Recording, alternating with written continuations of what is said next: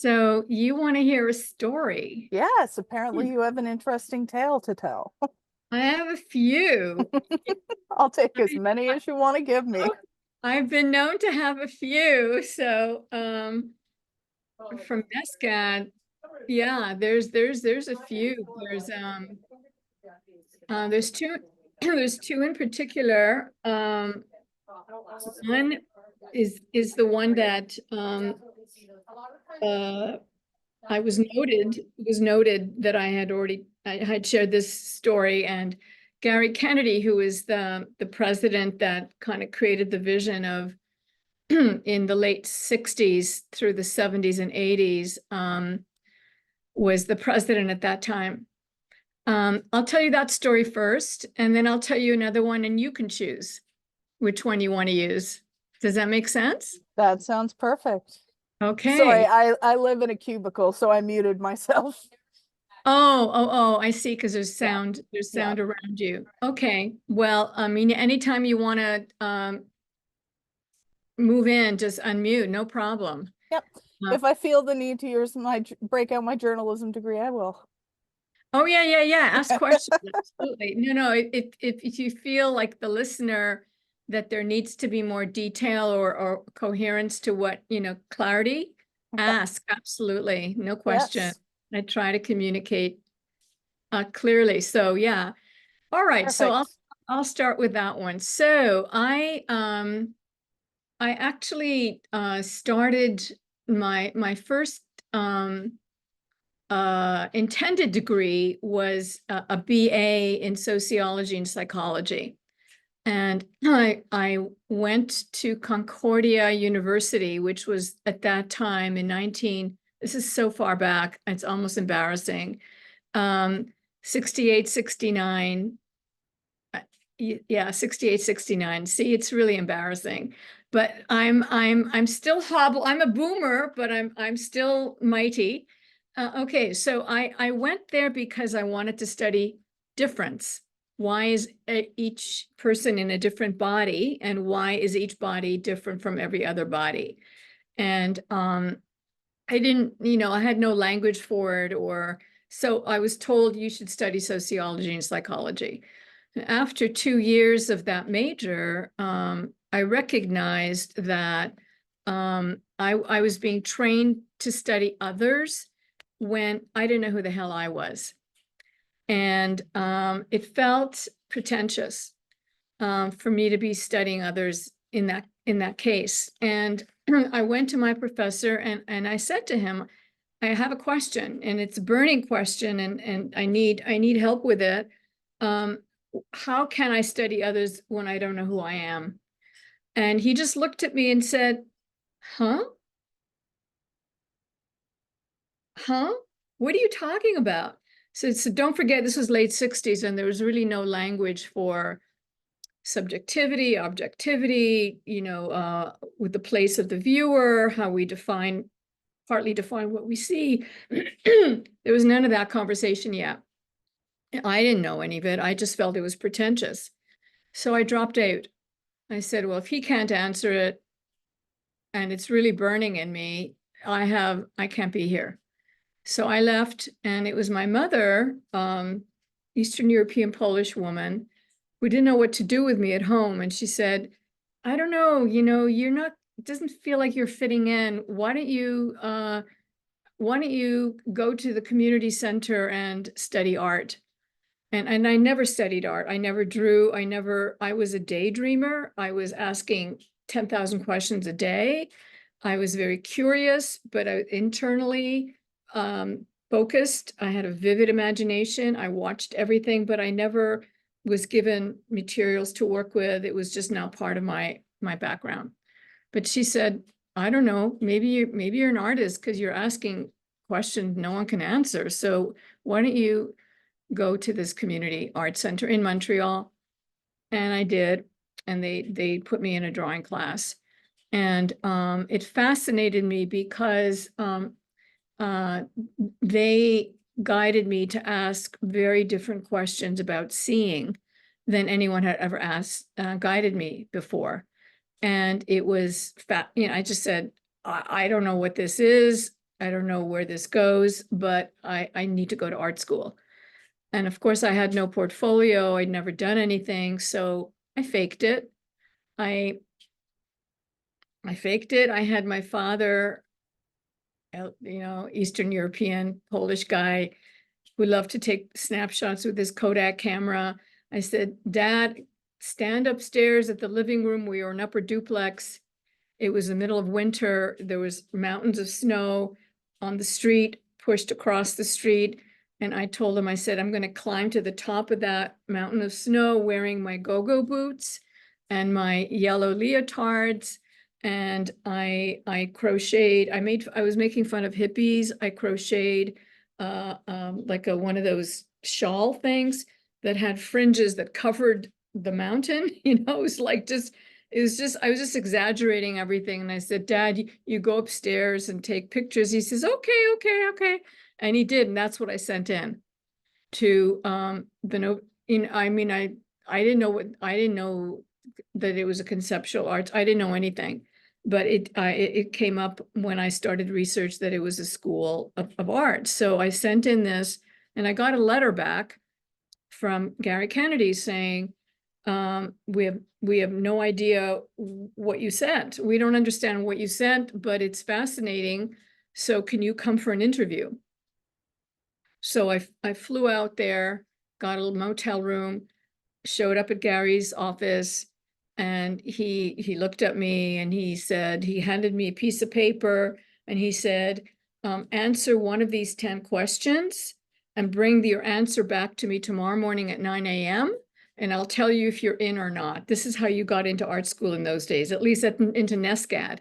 It's like no portfolio reviews, like just, I don't know, you cut it or you don't cut it, and it was a much smaller school too. Okay. So I take the piece of paper and I read all the 10 questions or statements that I'm supposed to respond to. And they make no sense to me because they're all art, abstract. And I'd never read questions like that or statements like that, except for, and I remember number 6. At least I thought I understood what it said. It said, draw crumpled paper. I said, draw crumpled paper? How easy can that be? I'm like, okay, so I'll draw crumpled paper.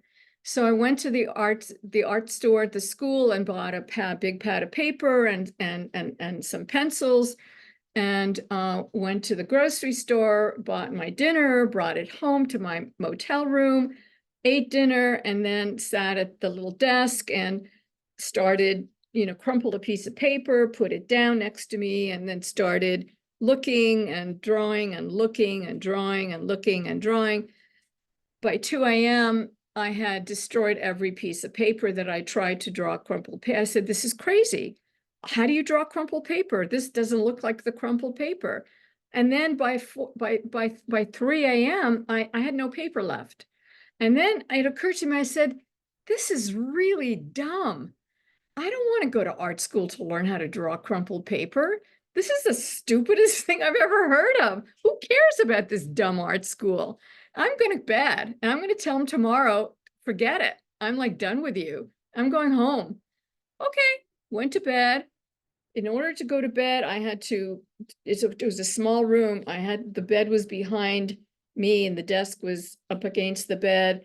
I had to walk around the table to this little pathway and then around to my bed.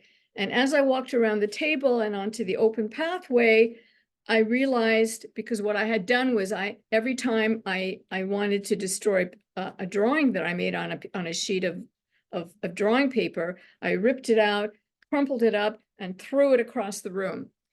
So I walked there and I looked down and there's like a mountain of drawn crumpled paper. So I said, I'm going to show that guy. I'm going to play a trick. So I got my brown paper bag for my groceries from dinner and I filled it to the brim with this crumpled paper, closed it up, put it next to my bed, went to bed for 3 hours, got up, got there at 9 a.m. Gary's sitting behind his desk. He looks up at me. I say, number 6. He goes, very good, very good. And I put my brown paper bag on his desk. He stands up, he opens it up, he looks in, silence, silence. And then he looks at me, he goes, brilliant, you're in. And I'm thinking, what an idiot. This was a joke. Like, what could he possibly see in this? He's seeing conceptual art. I'm seeing a dumb joke. I'm in. I call my mother and she says, Dorit, don't tell him it was a joke. Go to art school. Because I was going to just say, hello, this was a joke. I really don't want to learn how to do this. But she said, do not tell him that. Just go. Anyway, that's how I got into NSCAD. That's story number one. That's amazing. I feel you though. I don't want to draw. Me? I don't want to draw crumpled up paper either. There was actually a class where we were sitting in class drawing paper bags that have been lit, and I'm like, what am I doing here? Yeah.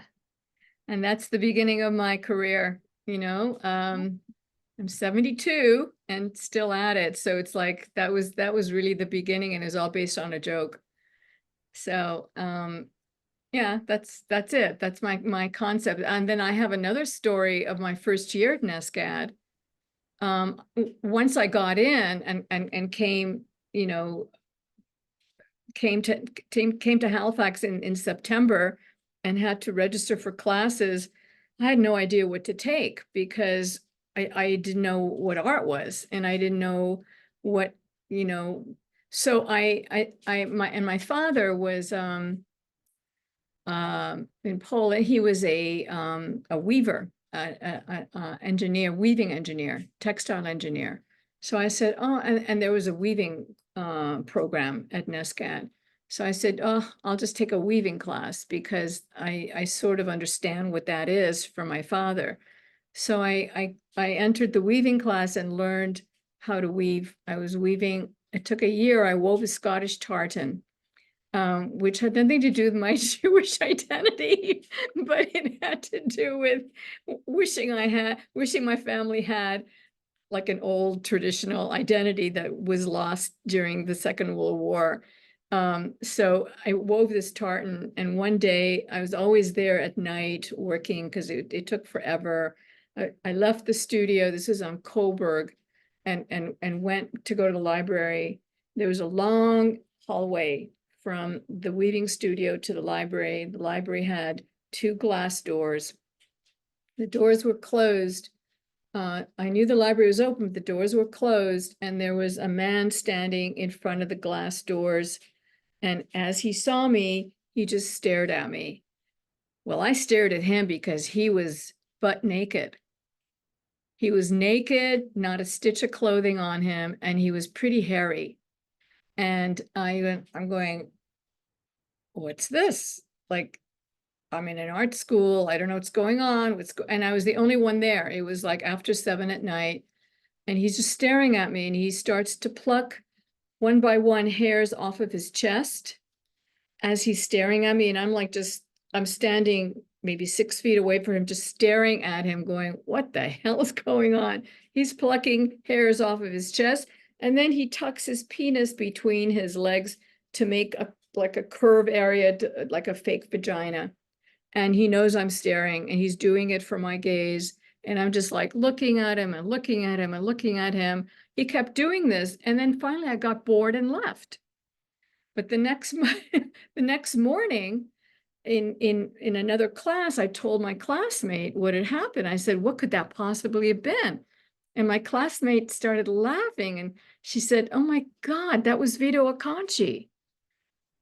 That was, you know, like the beginning of the body art that he was making, that he was in residence at NSCAD back in 1971. And that's what I was encountering. And I looked at her, I said, damn, that's art. She goes, uh-huh. And I quit weaving and went into conceptual art and performance, because I said, oh man, this is way more fun. And that positioned my genre. So those are two NSCAD stories from early on, 1971. Yeah. Wow. Sounds like you guys had more fun than we did.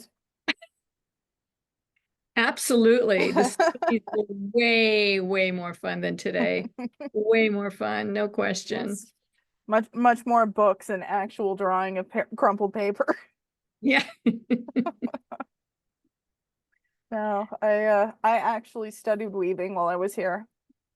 I did textiles and photography. Nice. So Nice. Yeah. Yeah, and I loved it. I still have the tartan that I made 50 years ago. hard to let it go. You spent all that blood, sweat, and tears on it. Not letting it go, no. Oh my goodness.